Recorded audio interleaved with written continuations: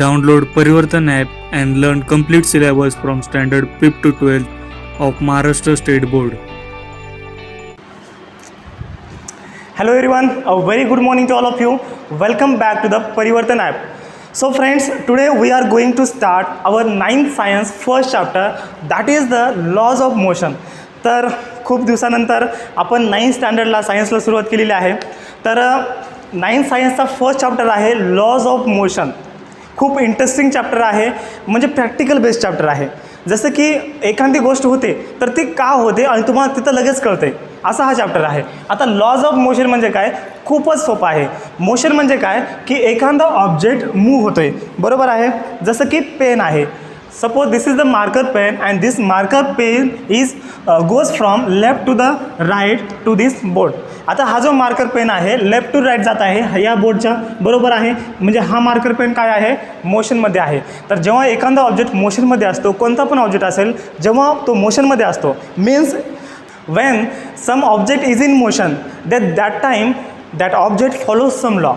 म्हणजे काय, एखादा ऑब्जेक्ट जर मोशनमध्ये असेल तर त्या टायमाला तो ऑब्जेक्ट एक स्पेसिफिक लॉज फॉलोज करतो. जसं की सपोज या मार्कर पेनला मी खालून काय केलं, फोर्स लावला, तो मार्कर पेन वर गेला.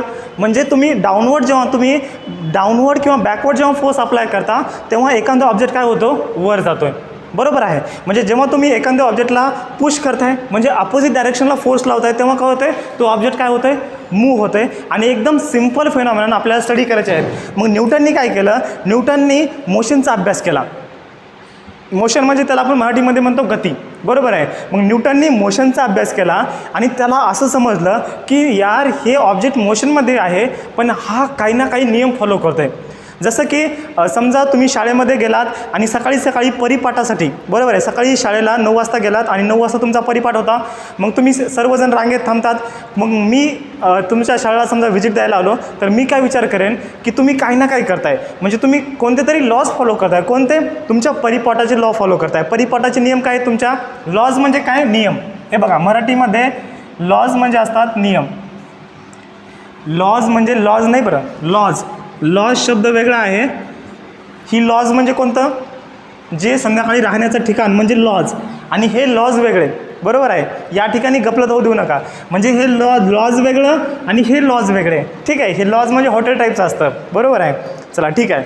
तर मेन मुद्द्याकडे बोलूया. तर लॉज ऑफ मोशनमध्ये न्यूटननी काय केलं, किंवा आपला परिपाठाचा मुद्दा चालता, बरोबर आहे. तर परिपाठाचे तुमचे काही ना काही नियम असतात. म्हणजे सर्वांनी रांगेत थांबलंच पाहिजे, सर्वांनी गाणं म्हणलंच पाहिजे, हे तुमचे नियम आहेत. त्याच्यानंतर एवढं डिस्टन्स पाहिजे 2 स्टुडंटमध्ये किंवा 2 मित्रांमध्ये किंवा तुमच्या 2 स्टुडंटमध्ये 1 हाताचं अंतर पाहिजे, हे तुमचे झाले स्पेसिफिक लॉज, बरोबर आहे. आता तुम्ही शिकलंच पाहिजे, हे तुमचा लॉ झाला, हे तुमचा नियम झाला. मग तसंच मोशनला पण काही ना काही लॉज आहेत. जेव्हा एखादा object when some body is in motion then that time that bodies follows some law and that is called as the laws of motion. त्यालाच काय म्हणायचं, लॉज ऑफ मोशन, ठीक आहे. तर या ठिकाणी कॅन यू रिकॉलचे, कॅन यू टेलचे क्वेश्चन दिलेले आहेत. आपण ते स्टार्टिंगला कव्हर करूया. तर फर्स्ट क्वेश्चन मी रीड करतोय आणि जेव्हा पण माझा तुम्ही व्हिडिओ बघाल तेव्हा पुस्तकाला समोर ठेवायचं आहे, कारण की काही जर क्वेश्चन मी विचारले समजा तर ते तुम्हाला इथं बघता आले पाहिजे, ठीक आहे.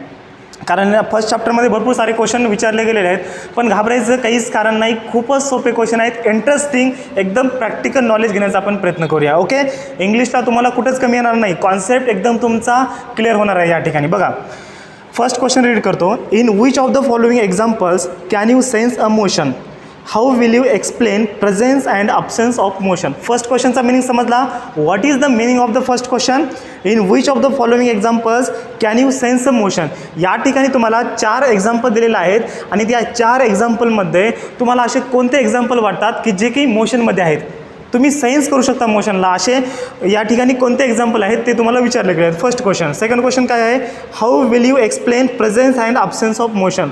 तर एखादा ऑब्जेक्ट रेस्टमध्ये आहे किंवा एखादा ऑब्जेक्ट मोशनमध्ये आहे, हे तुम्ही कसं डिसाईड कराल, हे त्यांनी सेकंड क्वेश्चन विचारलेला आहे. म्हणजे एखादा ऑब्जेक्ट रेस्टमध्ये आहे किंवा एखादा ऑब्जेक्ट मोशनमध्ये आहेत, हे तुम्ही डिसाईड कसं करणार. तर या ठिकाणी फर्स्ट जे आहे, फर्स्ट एक्झाम्पल त्यांनी दिलं आहे, द फ्लाईट ऑफ बर्ड. किती सोपं आहे बरं, द फ्लाईट ऑफ बर्ड. याचा अर्थ काय होतो मराठीमध्ये, शुद्ध मराठी भाषेमध्ये याचा अर्थ काय होतो, मीनिंग क्या होता है इसका मराठी में, द फ्लाइट ऑफ बर्ड्स म्हणजे पक्षी हवेत उडतात. ओके, ठीक आहे, याला रब करतो मी, ब्लॅक पेन अंडरलाईन करतो. आता दिसतं सर्वांना. द फ्लाईट ऑफ बर्ड्स म्हणजे पक्षी काय होत आहे, हवेत उडत आहे. मग ते मोशनमध्ये आहेत का? Suppose the birds are flying in the sky means that time they are in the motion, means they are in the motion. याचा आन्सर काय येईल? They are in the motion. Okay, हे कसे आहेत? मोशनमध्ये आहेत. सेकंड एक्झाम्पल काय आहे? Stationery train. स्टेशनरीचा अर्थ काय होतो? कोण सांगेल? स्टेशनरी. स्टेशनरीचा अर्थ काय होतो? आता या ठिकाणी मी तुमचा सायन्स कन्सेप्ट क्लिअर करता करता तुमचे इंग्लिश पण तुमचं मी सुधारण्याचा प्रयत्न करेल. स्टेशनरी म्हणजे काय? कॉन्स्टंट, स्थिर. एखादा ऑब्जेक्ट स्टेशनरी आहे म्हणजे काय?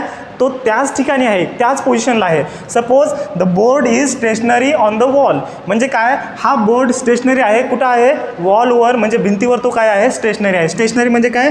आपण त्याला शुद्ध भाषेमध्ये म्हणतो स्थिर. बरोबर आहे, सर्वांना समजत आहे. स्टेशनरी ट्रेन म्हणजे एखादी ट्रेन स्टॉप आहे तर ती काय असते? इट इज इन रेस्ट म्हणजे ती कशी असते? रेस्टमध्ये असते, कॉन्स्टंट असते. Okay, it is in rest condition, rest condition. ठीक आहे, कंडिशनचा शॉर्ट फॉर्म असं लिहायचा. ओके, सेकंड क्वेश्चन समजलं सर्वांना. Second example. Third example, leaves flying through a air म्हणजे या ठिकाणी त्यांनी काय दिलेले आहेत? झाडाचे पानं. लिव्ज म्हणजे काय? पानं. The leaves are flying in the air म्हणजे हवेमुळे काय होतात? झाडाचे पानं असे हलतात. सर्वांना माहीत आहे. बरोबर आहे. आपल्याला हवा दिसते का? नाही दिसत, पण आपल्याला डायरेक्ट काय दिसतं की असं झाड हलतं, झाडाचे पानं हलतात. बरोबर आहे. Means the leaves are flying in the air म्हणजे हे झाडाचे पानं हलतात. म्हणजे ते जे पानं आहेत किंवा जे लिव्ज आहेत ते रेस्टमध्ये आहेत का मोशनमध्ये आहेत? ऑफकोर्स मोशनमध्ये आहेत, क्योंकि ते हललेत ना. ये हिल रहे हैं क्यों? Because they are flying, so that's why they are in the motion. मग थर्डचा आन्सर काय येणार? They are in the motion. Okay, the leaves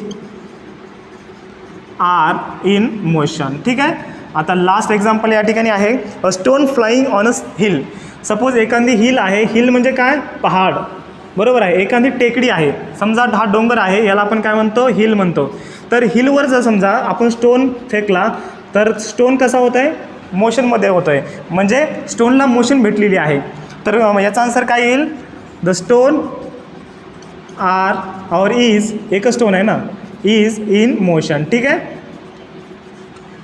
तर मग आता डिसाईड कसं करणार की एखादा ऑब्जेक्ट मोशनमध्ये आहे किंवा एखादा ऑब्जेक्ट रेस्टमध्ये आहे, हे डिसाईड कसं करणार?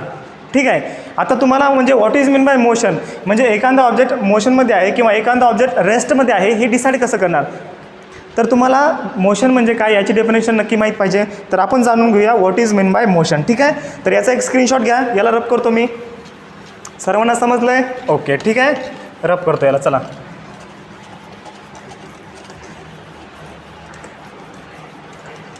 समझ में आ रहा है ना सबको? अगर नहीं समझ में आ रहा है तो मुझे कमेंट कीजिए, मैं आपको अगले लेक्चर में बता दूंगा. ठीक है. तर what is the motion? What is motion? आता मोशन म्हणजे काय? एखादा ऑब्जेक्ट मोशनमध्ये आहे हे आपण केव्हा म्हणतो? बरोबर आहे. जर एखादा object suppose this is the stone is changing its position with respect to its surrounding म्हणजे या ठिकाणी झाड आहे बघा, सपोज या ठिकाणी झाड आहे आणि हा स्टोन आहे. या ठिकाणी मी हा स्टोन उचलला म्हणजे हा दगड उचलला आणि असा फेकला, इथं फेकला म्हणजे स्टोननी काय केलं? त्याची पोझिशन चेंज केली विथ रेस्पेक्टिव्ह इट्स सराउंडिंग. त्याची पोझिशन पहिल्यांदा इथं होती, नंतर त्याची पोझिशन इथं गेली.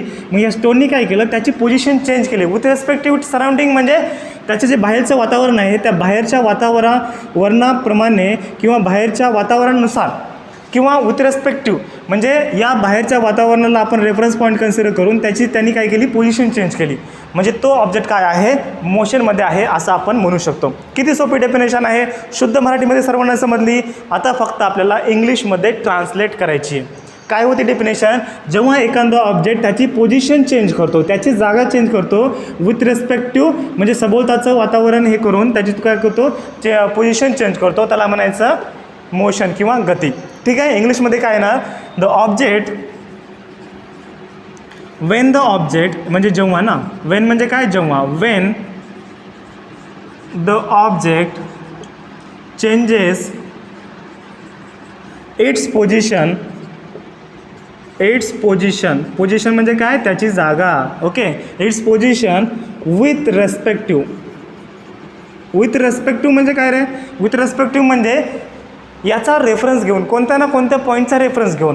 म्हणजे आता मी सांगितलं की मी 5 फूट उंच आहे किंवा मग मी 5.5 फूट उंच आहे, बरोबर आहे. मग याचा अर्थ काय होतो, मी ग्राउंडला काय केलं, रेफरन्स पॉईंट धरला आहे किंवा माझा जो अंगठा आहे ना, पायाचा जो अंगठा आहे ना, त्याला रेफरन्स पॉईंट धरला आहे आणि त्या अंगठ्यापासून माझ्या डोक्यापर्यंतची मी उंची मोजली आहे, बरोबर आहे. की मी 5 फीट 8 इंच काय आहे, 5 फीट 8 इंच काय आहे, टॉल आहे, बरोबर आहे. 5 फीट 8 इंच म्हणजे 5.8 काय आहे, फीट मी टॉल आहे.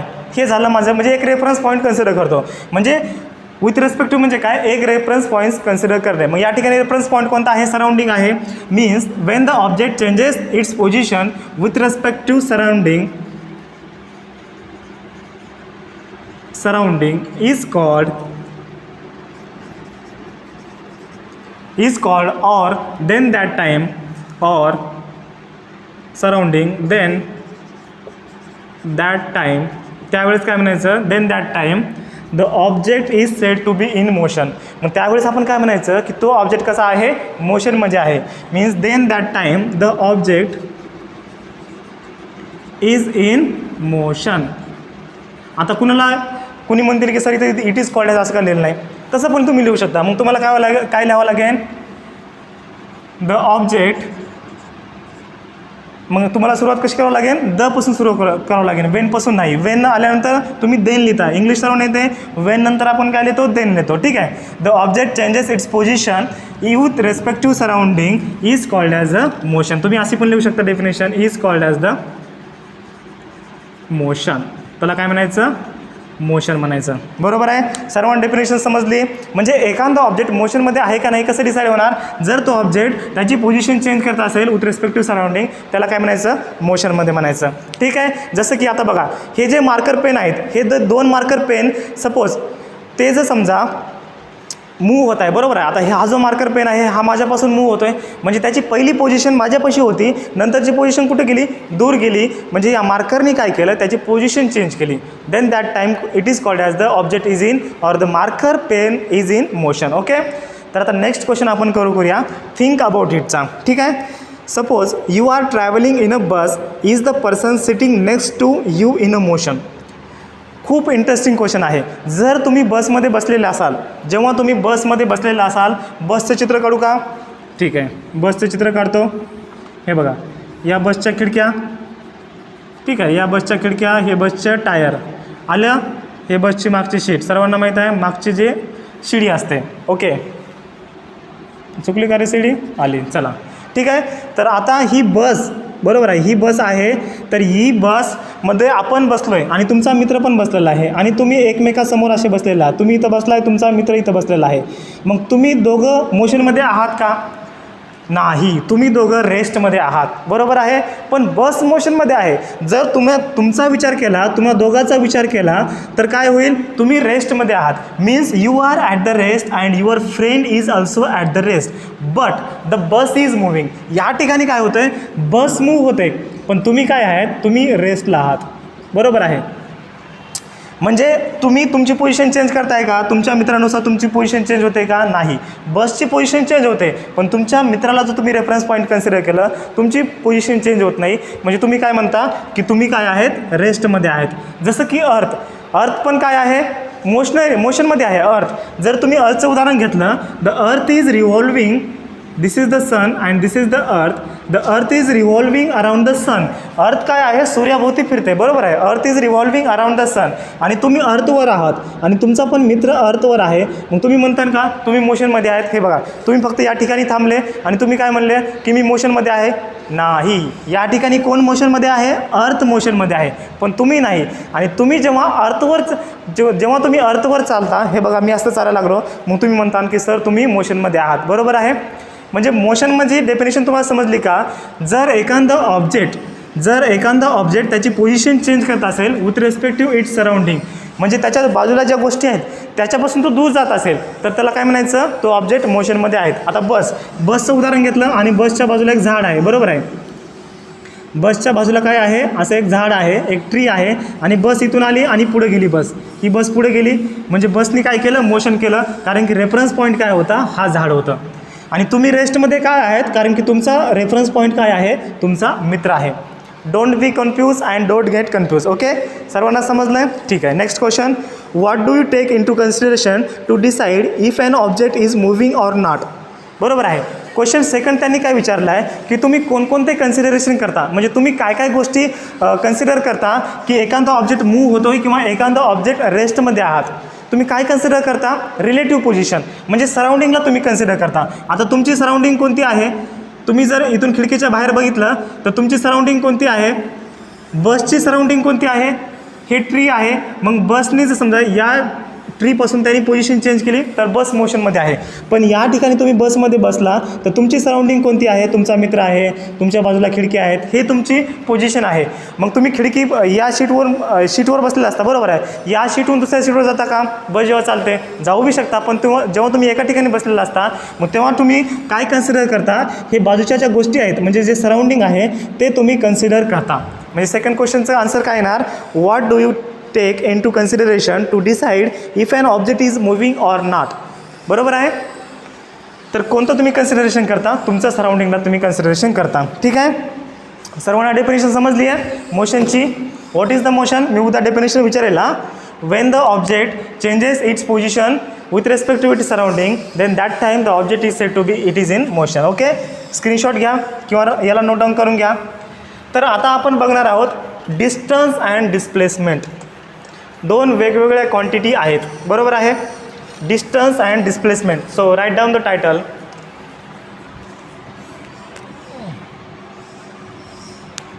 ब्लॅक पेनने लिहू का? ब्लॅक पेनने दिसते वाटतं. Okay, distance and displacement. आता हे पण कुणाकुणा मुलांना कन्फ्युजन होतं. डिस्टन्स म्हणजे काय, डिस्प्लेसमेंट म्हणजे काय? कुणाकुणाला वाटतं की सेमच आहे, पण वेगवेगळं आहे. बघा, डिस्टन्स म्हणजे काय मी सांगतो. तुम्ही आता तुमच्या घरापाशी आहेत. बरोबर आहे. Suppose you are at the your home. आता हे तुमचं आहे घर. This is your home. आता हे तुमचं घर आहे असं नाही आहे, पण मी या ठिकाणी ड्रॉ करतो आहे. बरोबर, ठीक आहे. तुम्ही तुमच्या घरापाशी आहात आणि या ठिकाणी एक टेम्पल आहे किंवा तुमची शाळा आहे. बरोबर आहे. एक टेम्पल आहे या ठिकाणी. तर तुम्ही इथून इथं गेले. बरोबर आहे.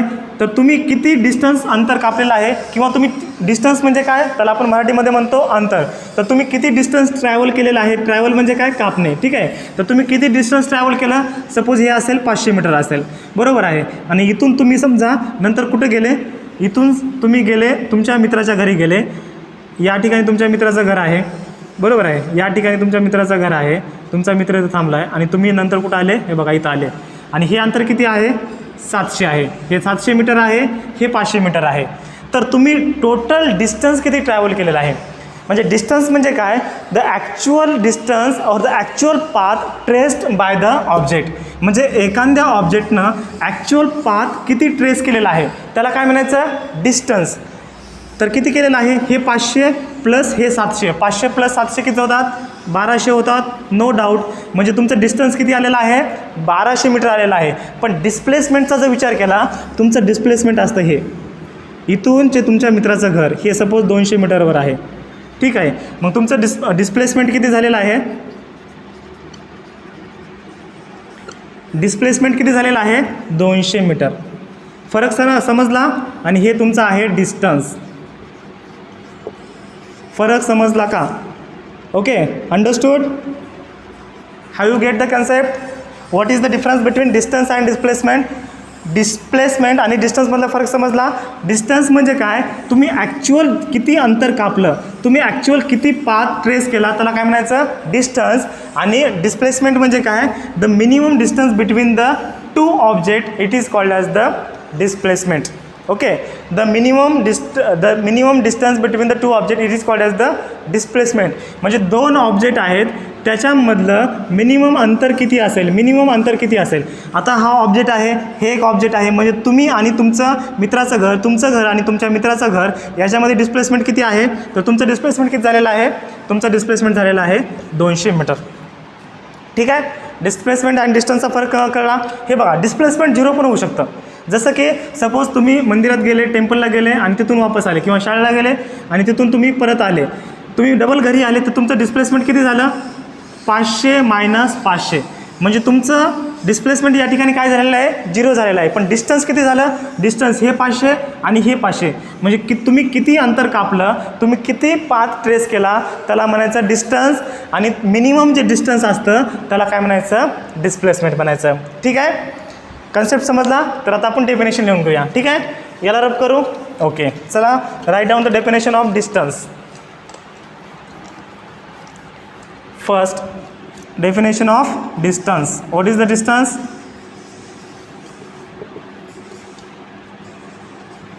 The actual path traced by object is called distance. Okay, त्याला काय म्हणायचं, डिस्टन्स म्हणायचं. आणि डिस्प्लेसमेंटची डेफिनेशन काय, the minimum distance between 2 point. आता 2 पॉईंट असतील त्याच्यामधलं मिनिमम डिस्टन्स किती, त्याला म्हणायचं डिस्प्लेसमेंट.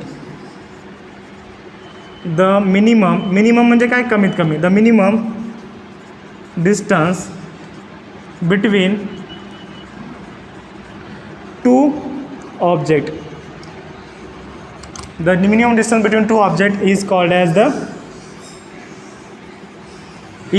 The displacement. ठीक आहे, त्याला म्हणायचं डिस्प्लेसमेंट. आता ह्या 2 वेगवेगळ्या क्वांटिटी आहेत. ही आहे डिस्टन्स जी आहे ती स्केलर क्वांटिटी आहे आणि डिस्प्लेसमेंट वेक्टर क्वांटिटी आहे. पुढं आपण बघणारच आहोत स्केलर क्वांटिटी काय असते, वेक्टर क्वांटिटी काय असते. ठीक आहे, हे सर्वांना समजलं आहे. या ठिकाणी बघा, तुमच्या बुकमध्ये हे त्यांनी एक चित्र दिलेलं आहे. तर मी क्वेश्चन वाचतो. फर्स्ट यांनी क्वेश्चन काय दिलेलं आहे, major the distance between point A and be in a different ways as you shown in the figure.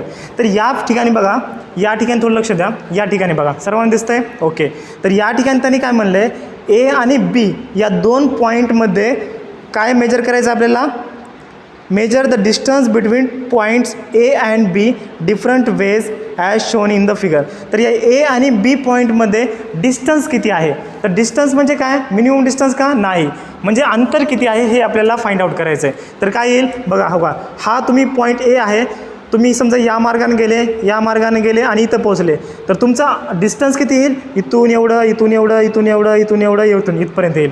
बरोबर आहे. आणि तुम्ही इथून गेले, इथून गोल फिरले, इथून आले, तर हे तुमचं काय होईल, डिस्टन्स होईल. ठीक आहे, जर तुम्ही डायरेक्ट गेले तर हे तुमचं होईल डिस्टन्स. म्हणजे या ठिकाणी 3 डिस्टन्स पॉसिबल आहेत. म्हणजे तुम्ही इथून असं पण जाऊ शकता, डबल असं पण जाऊ शकता आणि डायरेक्ट स्ट्रेट पण जाऊ शकता. हे 3 या ठिकाणी पॉसिबल केसेस आहेत डिस्टन्सच्या. सेकंड क्वेश्चन काय आहे, now measure the distance along the dotted line, which distance is correct according to you and why. तर या ठिकाणी बघा, तुम्ही ए आणि बी या 2 पॉईंटमधलं काय केलेलं आहे, डिस्टन्स मेजर केलेलं आहे. तर मग कोणतं डिस्टन्स करेक्ट राहील, ऑफकोर्स ए आणि बी हे डिस्टन्स एक्झॅक्ट राहील, कारण हे काय आहे, तुमचं मिनिमम डिस्टन्स आहे. बरोबर आहे, हा क्वेश्चन आपला कवर झालेला आहे. तर त्याच्यानंतर आणि या ठिकाणी एक ॲक्टिव्हिटी दिलेली आहे, थिंक अबाउट इट म्हणलेलं आहे. मग या ठिकाणी तुम्हाला डबल क्वेश्चन विचारला गेलेला आहे. क्वेश्चन विचारला आहे, घाबरायचं काहीच कारण नाही, खूप क्वेश्चन सोपे आहेत.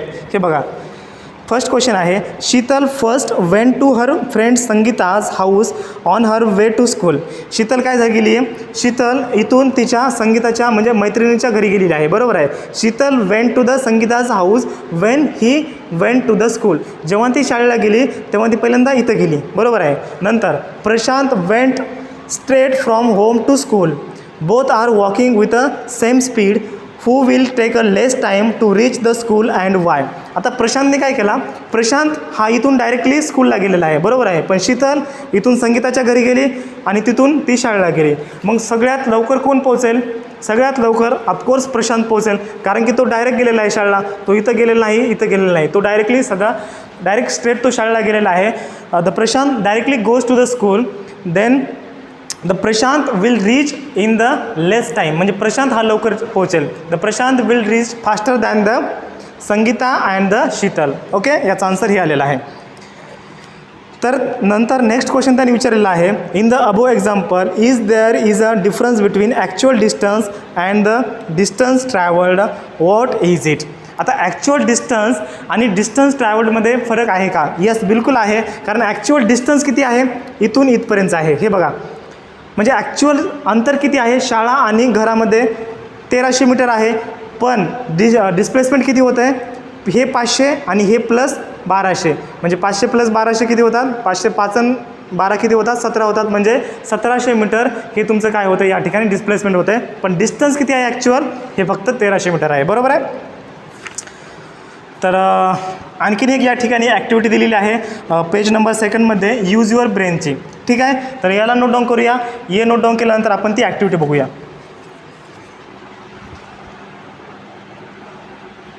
ओके, केलं नोट डाऊन? रब करू याला. चला ठीक आहे. खूप सोपं आहे, एकदम सोप्या भाषेमध्ये आपण समजून घेणार आहोत. डिस्टन्स आणि डिस्प्लेसमेंट सर्वांना समजलं आहे? डबल एकदा सांगू का? ठीक आहे, डबल एकदा सांगतो. या ठिकाणी यूज युअर ब्रेन पॉवरचा क्वेश्चन विचारलेला आहे, तो आपण पहिल्यांदा घेऊया आणि त्याच्यानंतर तुम्हाला डबल सांगतो. ठीक आहे. फर्स्ट क्वेश्चन काय आहे? Every morning Sorali walks around the edge of a circular field having a radius of 100 metre as shown in the figure A.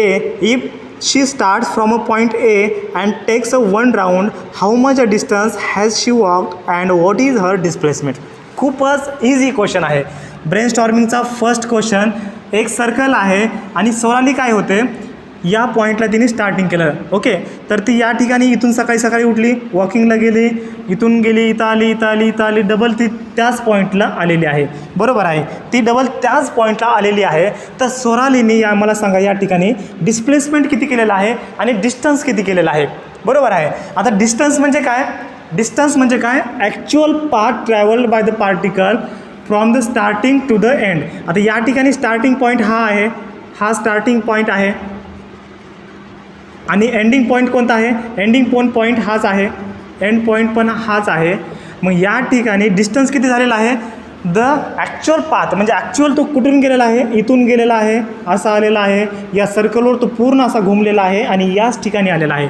म्हणजे सर्कलचा सर्कम्फरन्स किती असतो? 2πr असतो. आणि या ठिकाणी त्याने रेडियस किती दिलेला आहे? 100 मीटर दिलेले आहे. बरोबर आहे. या सर्कलची रेडियस किती आहे? 100 मीटर आहे. म्हणजे 2π इंटू रेडियस किती आहे? 100 मीटर आहे. तर 100 इंटू 2 किती होतात? 200 पाय मीटर पर सेकंद. हे त्यांनी काय केलेलं आहे? 200 पाय मीटर हे त्यांनी काय केलेलं आहे? डिस्टन्स ट्रॅव्हल केलेलं आहे. डिस्टन्स म्हणजे काय? Distance between the 2 points, starting and ending point, but we have to take into consideration that we have to take the actual path. आता ॲक्च्युअल त्यांनी पाथ कोणता फॉलो केला आहे? हा सर्कम्फरन्सवर त्यांनी फॉलो केलेला आहे. ठीक आहे. हे झालं डिस्टन्स. आता डिस्प्लेसमेंट किती झाले या ठिकाणी? डिस्प्लेसमेंट म्हणजे काय? डेफिनेशन मी काय सांगितली? The minimum distance between the starting and end point. Starting point हा आहे आणि एंड पॉईंट हाच आहे. मग या दोघांमध्ये डिस्टन्स किती आहे? 0 आहे. ठीक आहे. मग या ठिकाणी डिस्प्लेसमेंट काय येईल? 0 मीटर हे तुमचं झालेलं आहे डिस्प्लेसमेंट. ठीक आहे. फर्स्ट क्वेश्चन सर्वांना समजला आहे. मग तुमचं जे डाऊट होतं what is mean by distance आणि what is mean by displacement हे रिवाईज झालेलं आहे. ओके, नेक्स्ट क्वेश्चन घेऊ. बरं ठीक आहे. नेक्स्ट क्वेश्चन असा आहे, if a car starting from point O goes to a point Q figure as shown in the figure. या ठिकाणी या फिगरमध्ये तुम्ही बघू शकता किंवा तुम्ही तुमच्या बुकमध्ये बघू शकता. ठीक आहे. कारनी काय केलेलं आहे? स्टार्टिंग पॉईंट पी आहे आणि कार क्यू पॉईंटला गेलेली आहे. How much distance has it travelled and what is it displacement?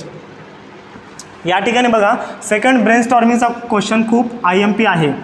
कारनी काय केलं? चला ठीक आहे, कारचं आपण चित्र काढूया. कार्टूनची कार सर्वांना माहीत आहे, गेम खेळता तुम्ही. चला, ही आपली कार आहे. मग कार इथून इकडे गेली क्यू पॉईंटला आणि डबल काय आली? ती रिटर्न आली पी पॉईंटला. मग या ठिकाणी ती डबल, तिचं तोंड इकडं आहे, आता डबल ती काय आलेली आहे? रिटर्न आलेली आहे पी पॉईंटला. नंतर इथं गेली, डबल इथं आली. मग त्याने डिस्टन्स आणि डिस्प्लेसमेंट किती ट्रॅव्हल केलेलं आहे हे आपल्याला फाइंड आउट करायचं आहे. टोटल अंतर किती आहे? 360 मीटर आहे. इकडं गेली आणि नंतर इकडं आली. ठीक आहे. तर आता मला सांगा डिस्टन्स म्हणजे काय? डिस्टन्स म्हणजे काय? Actual path followed by the object. म्हणजे ॲक्च्युअल पाथ त्यांनी किती फॉलो केला? 360 गेला आणि 360 आला. म्हणजे 360 प्लस 360 किती झाले? 360 प्लस 360 ॲडिशन करा. 0 प्लस 0 0, 6 6 12 2 हाताला 1 3 3 6 1 7, म्हणजे 720 मीटर हे तुमचं काय आलेलं आहे? डिस्टन्स आलेलं आहे. आता डिस्प्लेसमेंट म्हणजे काय? Minimum distance. डिस्प्लेसमेंट काय आहे? मिनिमम अंतर आहे. कुणाकुणामधलं? Starting point and end point. Starting point कोणता आहे? पीच आहे एंड पॉईंट कोणता आहे? पीच आहे. म्हणजे तुमची जी कार आहे त्याच पॉईंटला आलेली आहे. म्हणजे या ठिकाणी तुमचं डिस्प्लेसमेंट काय झालेलं आहे? डिस्प्लेसमेंट शॉर्टमध्ये असं लिहितात DISP. ओके, डिस्प्लेसमेंट तुमचं किती आलेलं आहे या ठिकाणी?